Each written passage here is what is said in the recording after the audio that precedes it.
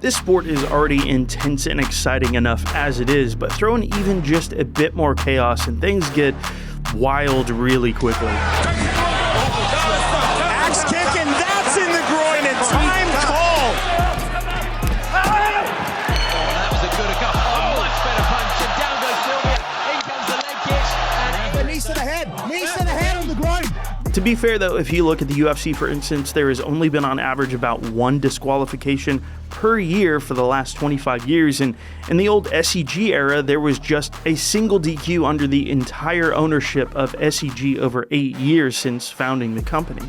So that should tell you how rare and how strange a DQ in MMA really is. But when you add up all the orgs, there's a lot. So let's go through this craziness. I'm Jason from MMA On Point. I want to give a huge shout out to our Hall of Famers. You guys are awesome and help us come up with ideas. And let's get into it. These are the most unbelievable reasons MMA fights have been disqualified. All right, so let's go and start with the most obvious. The inspiration for this video, Igor Severino versus Andrade Lima. It was a fairly competitive fight for 2 rounds when suddenly in the middle of the second round, Andrade Lima started mouthing to the referee about something, and it looked to be maybe a bite mark. For those that have already seen this clip shared everywhere, it might be a bit lost on everybody how ambiguous this was when it first happened. We couldn't see anything. There was a replay that kinda looked bad. I mean, in hindsight, it really looks bad, but the angle was still kind of hard to see, so when the ref called it a DQ, the commentary team protested. Fight is over. Wow, straight fight over. I'd like to see a stern warning there. Sometimes make contact. I don't blame them necessarily. It was a claim that appeared to be hard to prove with the angles that they had, and that was until, well,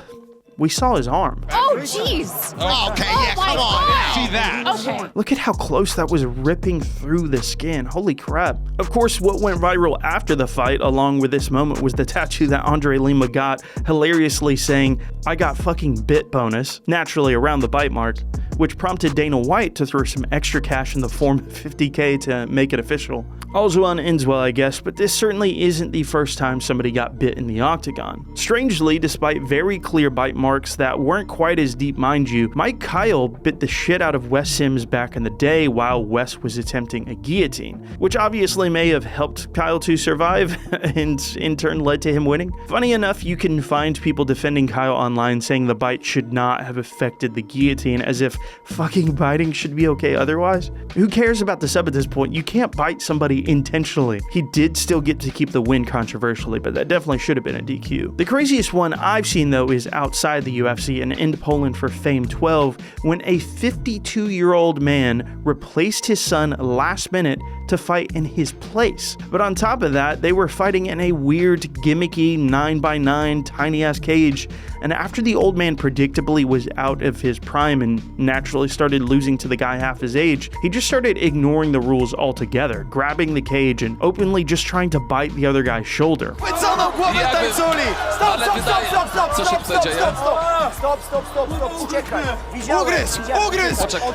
Obviously, this led to a DQ, but somehow it lasted a lot longer than it should have. Let's rewind this back a bit though, now that we've set the tone for the kind of things that you'll see here. Until researching this video, I had never heard of this fight, and it's actually the first ever DQ in UFC history. We are going back to June in the year 2000, just a mere few months before Zuffa purchased the UFC from the old ownership. You almost did it, SEG. 1 DQ before you sold. And this one is extra weird because it was in an era where the old ownership was trying to adopt new rules to battle the John McCain types on the regulation side of things. One of those rules was letting wrestlers use their grappling shoes. Despite them not being the thickest or hardest, the promoter certainly didn't want it being used as a weapon, and so kicking was not allowed if you wore shoes in this weird brief period of time that it was allowed. Shoes were also banned, by the way, in the early UFC, so yeah, this is a really tiny window in history that they were allowed. Pride had their own rules on this, of course, that went a lot longer, but that's a whole different story, and you get the idea. So yeah, no kicking with wrestling shoes. Well, enter Alex Andrade, not to be confused with Andrade. This dude was from Texas, which means he obviously spoke perfect English, which I think is important to point out because of what happens. You might assume there was some sort of language barrier. No, there wasn't, and that's what makes this one so strange. The fight started out like any other fight until about 2 minutes in, when Andrade managed to drop his opponent Amori Battetti with punches. So I ask you, what do you think he decided to do now? That straight jab works. Oh, and hits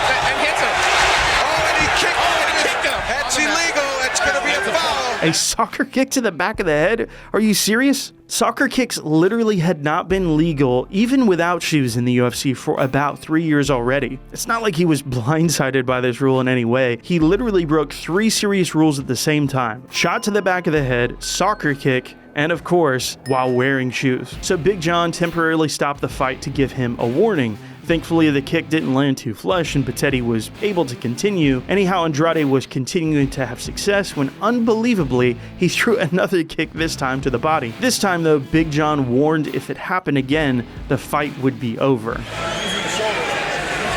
Alright, I'm not stupid. And of course, he didn't heed this warning and Andrade somehow ended up going for a head kick. Too quickly, he could eat. So yeah, obviously instant DQ. This is wild because he was actually winning the fight. Also, he barely did any wrestling, so I'm not really sure why he wore those shoes in the first place if he was mostly just going to try to box/illegally kickbox. Totally forgot he had shoes on. Oh, and I have to take a quick aside here. In the midst of working on this video with Luke, who was editing this section of the video, he noticed a totally blatant headbutt that I had missed. Jeez. I don't know, maybe this dude was trying to just break every rule he could. Obviously, though, this isn't the only time a fight was stopped in the UFC due to illegal kicks. The most famous example is what Wes Sims, the guy who got bit earlier. In this case, it's what he did to Frank Mir in their first fight. Wes was pretty much just getting dominated on the ground by Mir for the first couple minutes, but after an armbar attempt, one that didn't go Mir's way, Wes Sims not only stomped Mir while grounded, but he also grabbed the cage. Dude, this was about as blatant and intentional as it gets. Obviously, he would win here, but Mir would get his revenge in the rematch as well. Moving on, in researching this video, I found a very similar example to this, but flipped on its head in Ryzen with their rule set, where kicks to the head of a fighter on the ground are actually completely legal even today and in a cage like this setting. And in this fight between Sumimura and Kinoshita, at first glance, this fight sequence looks perfectly fine. And in real time, they rolled out the winning ceremony for Kinoshita. Music playing and all, but suddenly after everything, another official came out and ruled the fight was actually a disqualification. Grounded kicks are legal, right? So what happened? Well, the ref was looking at the fighter being so close to the action and actually missed a crucial detail when initially calling it a win for Kinoshita. He was grabbing the shit out of the fence while stomping on the guy, which of course adds a ton of leverage to the kicks, and you can't grab the cage for any reason. So it's exactly like the Wes Sims situation, which actually would have been legal had he not grabbed the fence. Sticking with Japanese promotion, the next one is going back to the Pride days when Bob Schreiber took on Daijiro Matsui, and this is one of the wildest ones you'll see in the entire video. This was during a very odd period in Pride rules where they actually disallowed kicks on the ground. This is for a really short period of time, but it was happening at this event. This was a bizarre rule, though, where it was only while somebody was on all fours that you couldn't soccer kick them. I guess that was because maybe their arm is supporting their body, which means they couldn't block properly. I don't know. Now, in this position, the knee and the kick to the face are fouls. So actually, after already being warned for soccer kicking Matsui on the ground with all fours, much like Alex Andrade, he just didn't remember the rule, or maybe not, because he actually punched Matsui at one point when he obviously was not allowed to. This was while the referee was just trying to restart the action. I don't know what it was with the Netherlands guys around this time between Schreiber, Gerard Gordeau, and Gilbert Yvel, who might just be the 3 worst rule breakers in MMA history. And don't worry, we'll get to the other 2 later. But first, here is Gilbert Yvel trying to illegally soccer kick back in the day. Anyhow, following these 2 very obvious fouls, Schreiber went for a fucking axe kick to the back of Matsui's head. Grabbing the ropes. Schreiber. Oh, no. Schreiber going in. That wasn't crazy enough. It was really late after the bell. Once Matsui recovered, a brawl nearly broke out. Hashtag fuck Bob Schreiber, am I right? By the way, this was the same event that Mark Kerr got illegally kneed by Igor Vovchanchin, which was later overturned to a no contest, even though his team asked the event specifically about kneeing on the ground at the rules meeting, which the documentary crew caught on the film The Smashing Machine. Sorry, I would like to make sure that we understand correctly if the opponent is in the position when his face is upward. is it allowed for him to kick in the face? But continuing to stick with themes here, we've got another Dutch fighter in Japan with Toon Stelling versus Takaku Fuke fighting way back in Pancrase in 1994. But this one is strange in its own way from the others. Only a couple minutes into the fight, Fuke accused Toon of illegally grabbing his hair while palm striking him. At one point, Fuke shot for a takedown, which Toon did a great job of sprawling on, and being keenly aware of the rules, he didn't throw any kicks on the ground. Instead, he waited for the right moment as Fuke got up to strike, just as he had done earlier on in the fight. Well, this time though, it landed perfectly. Hell of a KO, right? Wrong. This was actually ruled as an illegal soccer kick, which is incredibly strange. Watch it back and you can see very clearly when this kick landed, Fuke was fully stood up. This was a robbery in broad daylight if there ever was one, especially considering he had already done that earlier on in the fight and the ref was totally fine with it. No warning, nothing. Now traveling over to One Championship for their event in the Philippines, the organization evidently thought it was the right time to set up Andre Arlovski versus Tim Sylvia 4. Even back then, nobody really wanted to see this, but hey, I guess take what you can get in their second year of being an MMA promotion in terms of name value. And they had a particularly strange rule on the books back then. You could soccer kick your opponent on the ground, but under the strict condition that the referee would explicitly have to tell you when you could do so. What? This fight pretty much immediately exposed the obvious holes in this rule's logic when after dropping Sylvia, well yeah, he got kicked to the head. Oh, that was a good much better punch, and down goes Sylvia. In comes the leg kick, and in comes Yuji Shimada. When else would you do it? Once the ref has essentially given Sylvia time to block the kick with a warning? I don't know, but this was effectively the end of this rule because it was obviously pointed out as a dumb one. And oddly, even though it was a blatant rule violation, it was actually ruled a no contest, probably because it's easy to do such a thing. So for a time, they actually just decided to allow soccer kicks outright without any ref permission because of the obvious confusion, until eventually just getting rid of soccer kicks altogether in August of 2016. And so just a couple months later, this led to even more confusion because it was a new rule. In early 2017, when Georgi Stoyanov got kicked into oblivion on the ground and couldn't continue, there was a full DQ in this case, but if you listen to the commentary, they were just as confused. The big concern is if Stoyanov cannot continue. Is there any clarity on what happens then, Rich? Yeah, in order for the fight, so this will be considered a no contest. No contest. There's no element of disqualification, you don't think, here then? Olivier never yellow carded Doggy, so there won't be a disqualification. Okay. All right, now back to the good old US of A. There was a reversal of soccer kicks with Almeida repeatedly up-kicking from the bottom against Matt Lindland and finally getting DQ'd after the third instance. I guess Alex Andrade wasn't the only one to get warned multiple times. This also happened, by the way, with Randa Marcos and Luana Pinheiro, but it just took one kick there. The most infamous one, though, is with Rumble in the Rock in Hawaii, where Anderson Silva suffered his only loss in an 8-year span by doing the same as Almeida, but managing to knock out Okami in the process. Giving him no respect. Bit of a shame, really. It's a beautiful finish. And for the last illegal kick I'll cover in this video, Walt Harris versus Mark Godbeer. This unfortunately came off of first illegally low-blowing Godbeer, who the ref immediately acknowledged, and after 3 warnings to back off, I mean, it was a quick sequence to be fair, but after 3 warnings, Walt Harris managed to head kick Godbeer, almost hitting the ref in doing so.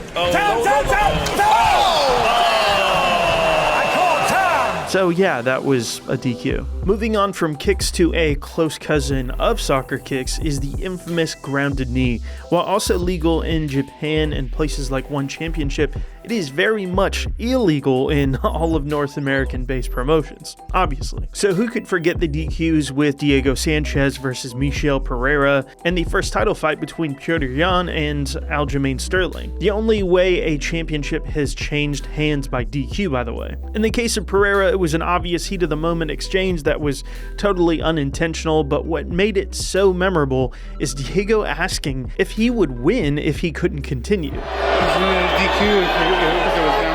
Diego understands the rules. That in the insane corner, that was Joshua Fabia as he was getting battered up until that point. The only question for the officials was the knee intentional? If it is, then yeah, it's supposed to be a DQ, otherwise no contest. And then of course the most infamous case of all time with Jon versus Aljo, considering the title being on the line and all the implications that come along with it. This was bound to be a powder keg of controversy. The problem is the knee was warned against him by the referee, while two members of his corner explicitly told him to only punch or elbow. The third cornerman just told him to strike when translated from Russian. Nobody told him to knee Aljo. There's definitely been a few more of these cases over the years, but a couple that deserve special mention would definitely include Greg Hardy, his incredibly controversial debut on the first ESPN Plus main card, and actually in the co-main event, bumping incredible fights like Cerrone versus Alex Hernandez down to the undercard. This was a guy who, on top of all that, was kicked out of the NFL for violently assaulting his girlfriend.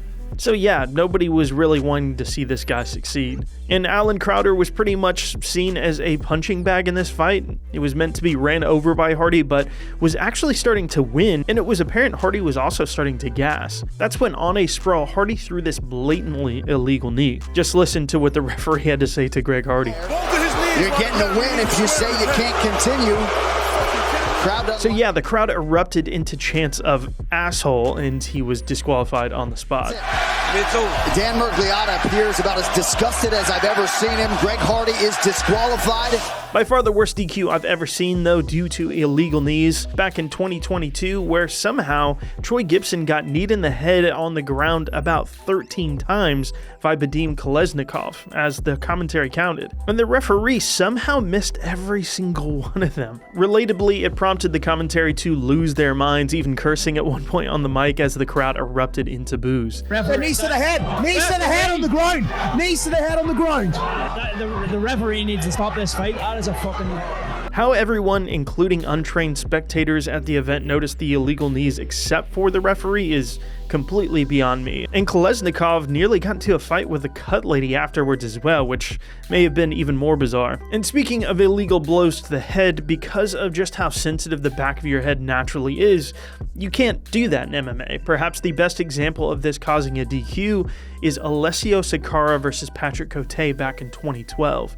And this one didn't last long. Only about a minute into the fight, the two got into a wild exchange on the feet when Alessio landed some huge elbows followed by some big right hands, which dropped Cote. What happened next was just wild though. Alessio would get the stoppage finish here with some ground and pounds, and all looked to be fine as it was ruled a TKO in real time, but then the obvious became apparent. From my count here, or Mario's, sorry, this is an old animation I had to bring back for this one, there were literally 9 shots to the back of the head. So this was overturned in real time to a disqualification. It's a shame because Alessio was really winning that fight until he got a bit careless at best, and he was very apologetic, to be fair. A nearly identical situation unfolded in one championship, but the ref was much more in tune with the action, with only about 5 shots landed to the back of the head, pretty much instantly called out here, and that was a DQ. And of course, who could forget one championship's big debut on American television with TNT? They stacked the card with some of the contracts that they'd spent a fortune on with Demetrius Johnson and Eddie Alvarez. They even threw Rodtang in the mix, which was a great call. So then how did this big card pay off? Well, there were still some great fights. Moraes had a solid finish over DJ, but man, did this take the wind out of the sails when Alvarez and Lurie Lapicus got into a grappling exchange, and while down, Alvarez started to score what looked like some solid points and maybe even hurt Lapicus when the referee suddenly called a foul. Strike there from Alvarez. Back of the head, let's go. Wow, referee. Basically, the ref saw the majority of those shots actually being to the back of the head, and when you go back, you can actually hear the ref clearly warning him several times, but Alvarez didn't stop. Jiu-jitsu game, once he gets on top, is second to none. He's also a high-level wrestler as well. Look at the way he has those legs triangled. Now he's going to slowly try to soften his way back up and work his way into mount. Needless to say, this was an extremely controversial call. As Rich Franklin described on the broadcast, the punches are legal as long as they hit the ear. Okay, so the rule here on the back of the head is as long as Eddie is making contact with the ear, then it's not considered the back of the head. And that's where it got even more controversial because the ref took a step further and stopped the fight, calling it a DQ loss for Alvarez. I would personally argue the ref should have physically intervened much sooner before jumping straight to a DQ and taking a point instead. The full-on disqualification was a bit extreme, and on those grounds, actually, this was overturned to a no contest after the fact. But an incredibly infamous instance that was really deflating at the time for such an anticipated TV debut in the US, but nothing in MMA history has perhaps been more controversial than Jon Jones versus Matt Hamill, because it's the infamous 12-6 elbow rule, which is completely nonsense. You can literally spinning head kick on the feet, and for some reason even do a 12-5 angle elbow, or start at 11 and end at 6, but that specific downward angle is banned. A 12-6 elbow only refers to an elbow thrown in this specific fashion. If there is a change in trajectory, for example, this is not a 12-6 elbow, only from straight up in the direction of the ceiling to straight down. There was only a couple of commissions at the writing of the unified rules, and when it came to elbows, they tried to get rid of elbows. All right, let me just make this clear then. So we're saying that my hand comes straight up and straight down, that's what's illegal. So 12 o'clock to 6 o'clock, but if I'm in side control and I bring my arm like this, we're okay with it. And they go, yes. And I started to combat it, and Lorenzo Fertitta looks at me and goes, John, let it go, it's stupid. And that's the thing too, when you watch this back, he was beating on Matt Hamill for over a minute, almost a minute and a half. There's even a point where you can see him looking up at Mazzagatti asking why he didn't stop the fight then. He cut him open before that, he did all the beating, and he even dislocated Matt Hamill's arm. All of that happened before those 3 last elbows. He only threw 3 12-6 elbows. The University of Auburn is doing a study for us about elbows. Elbow strikes, all these elbow strikes that are allowed are all much more powerful than that elbow strike. Unlike the Alvarez fight though, this still counts as a loss on Jones's record, the only one he has to date. While we're at it with one championship though, I should mention that spiking is illegal in pretty much every promotion in one way or another, but in one championship there are literally no circumstances where it is allowed. So for instance, in the UFC, as long as a fighter is holding onto a submission, thereby pretty much ensuring that a spike will happen unless they let go, that situation would be legal. It's almost like the fighter's choice to hold on in that situation. Obviously, the most famous case of this happening would be with Andrade and Rose. She was holding onto a Kimura, so that made it perfectly legal. In one, none of that matters. It's all illegal. That's illegal!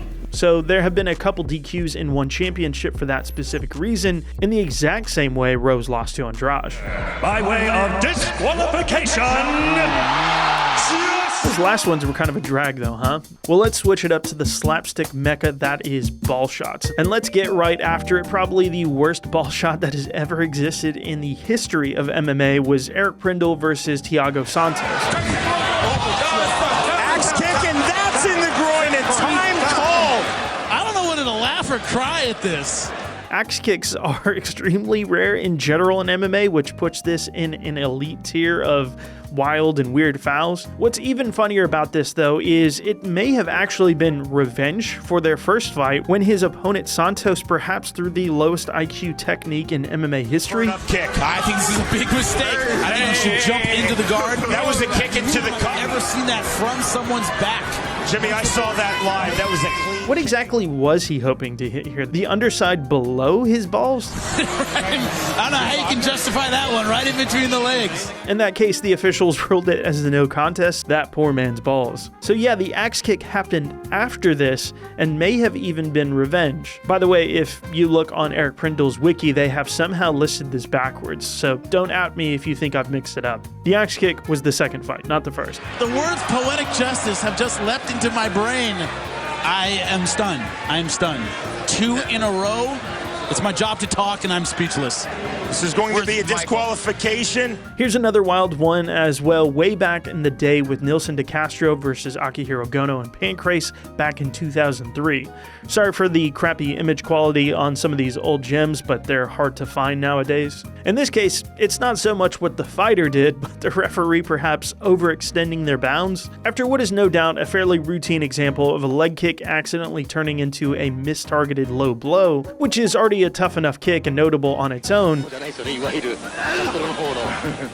know what he did? He kicked him in the penis. He was injured bad. Apparently the ref agrees and, well, dives right in. I am entirely unsure of what that was supposed to do to help. The last thing I want after gruesome agitation down there is a bit of tender loving care. From this point, we've got to mention one of the most disappointing debuts in a long time. Not sure what was going on with Dean Barry's debut, but it was a fight that he was a massive favorite in to win. But after landing a vicious spin kick to the pills, I'm running out of ways to say testicles at this point, or we can just go with what Mike Jackson said. Spin kick to the dick. Oh, fucking balls. Cut the mic. Anyhow, this somehow got worse with an absolutely atrocious eye poke, and just like that, Dean Barry was DQ'd and basically out of the UFC after that, and he hasn't fought in the 2 years since. And so continuing on with awful eye fouls, you might have wondered why I said the Dutch guys had a bunch of bad fouls. Hashtag fuck Bob Schreiber, am I right? Well, Gerard Gordeau literally eye raked a guy in Japan so bad that he became permanently blind in one eye. Somehow the refs did nothing to stop this with their unenforced warnings. I mean, they did almost nothing here. It was really tragic on that end as well.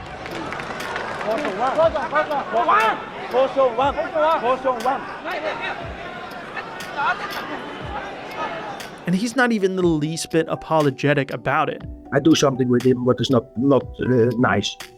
And it would take his eye out. There's no regret in regards to it. Yes. I don't care. And Yuki Nakai still won the fight anyway. That's one of the craziest parts about this. What a fucking legend. Sadly, Gerard Gordeau was known for cheating more than this, and was also known for biting Royce Gracie at UFC 1, which was illegal. And the first thing he would come inside, he said to me, "Why you bit me?" I bit this in his ear. When I fight, I'm not a sportsman. I have to survive. And so you might be asking yourself, why am I talking about Gerard Gordeau when his fights weren't DQs? The point is really some fights absolutely should have been stopped, especially in the case of a guy being blinded live on TV. So for that reason, some of these fights are definitely worth mentioning. And then of course that leads us to another Dutchman in that of Gilbert Yvel. He certainly wasn't as bad as the final boss that Gerard Gordeau was, but he was entirely more frequent with his cheating and rule breaking. This includes a disqualification where he eye raked the shit out of Don Fry. Don's got underhooks here. He may have used the finger. Oh yeah, Don shirked his head. I'm not sure why he was protesting this DQ at the end. Those were plain as day. I've talked about it in other videos, but of course he KO'd a referee once for clearly favoring his own fighter, who he was somehow reffing in this fight. Still an obvious DQ, and oh yeah, he also got DQ'd for biting somebody. Again, what the hell was going on with Dutch fighters from the 1990s? And again, another repeat fouler goes to a guy by the name of Marcelo Tigre Dantas. And in addition to getting DQ'd for soccer kicking in Super Brawl and also headbutting there against Cabbage, of course he has an eye rake as well in Pancrase. The channel where I found these videos on actually must be a meme channel, because all three of those losses are strangely posted to a channel called Marcelo Tigre Official on YouTube. That's why I'm assuming it's got to be a meme channel, because who is proud enough of their DQ losses to want to relive it and share it with the world? So I don't know if this is his official YouTube channel. I don't understand that at all. Another wild one is Cody McKenzie when he went for probably the most obvious headbutt ever in PFL. Take away a point, and here's the flurry that came after, and there is the headbutt that Cody McKenzie. This was in retaliation for what happened just a mere few moments prior when McInnes was warned for pulling his hair briefly and was broken up by the referee. I have no idea if that was intentional or not, but perhaps a very obvious headbutt wasn't the best way to covertly get revenge. The ref didn't have much choice but to call it a DQ loss. And Cody was not apologetic about it. But man, this was not the slickest way to get revenge. Sticking with PFL, I have no idea how Renan Ferreira didn't get DQ'd for fake tapping against Fabricio Verdum and then TKOing him. He's got the right angle to put those pressures on. It looked like that right hand tapped the shoulder for a couple seconds there, Randy. And goodness, this is going to be a controversial discussion. Here's the end of the fight. Yes, that is the current PFL champ, by the way, as of this recording. Somehow just a no contest. Not sure how you'd argue that was unintentional. It's not like you can argue he wasn't conscious when he tapped because he was immediately punching after it. Full force. Oh yeah, and what the hell even happened here? Gabby Garcia was in another of her infamous Ryzen strange freak show fights when she landed a solid poke to the eye counter against Oksana Gaglueva, despite the commentary team being certain this wasn't bad enough to end the fight, although their justification wasn't the most reasonable. Yeah, it wasn't. Oh yeah, that's not intentional. She's It was an throwing a accident. kick. Yep. You know, I had that happen to me, and I had to get surgery the next day. Really? Yeah, I got poked twice in one of my fights, and I had to have eye surgery the next day. They had to close up one of my my tear ducts. No matter what, I mean, because I've been in this situation, I should have finished the fight when it happened to me. You know, you got to be able to go in there and fight with one eye. Who cares? Close that eye, keep that right hand up, and go to town. Yeah, just get eye surgery and risk everything. It's fine. Who cares? It's a fight. It was outright ruled as a DQ. But yeah, probably the worst way to lose is when you've already won and couldn't figure out how to celebrate like a normal human being. There's the famous time a guy front flipped off the dude who just KO'd himself, accidentally falling onto his opponent's knee. Well done, Drew Chapman. Boop, boop. He gets suspended for that. Or how about the time a guy tried to attack Mark Goddard? Whoa, what is happening here?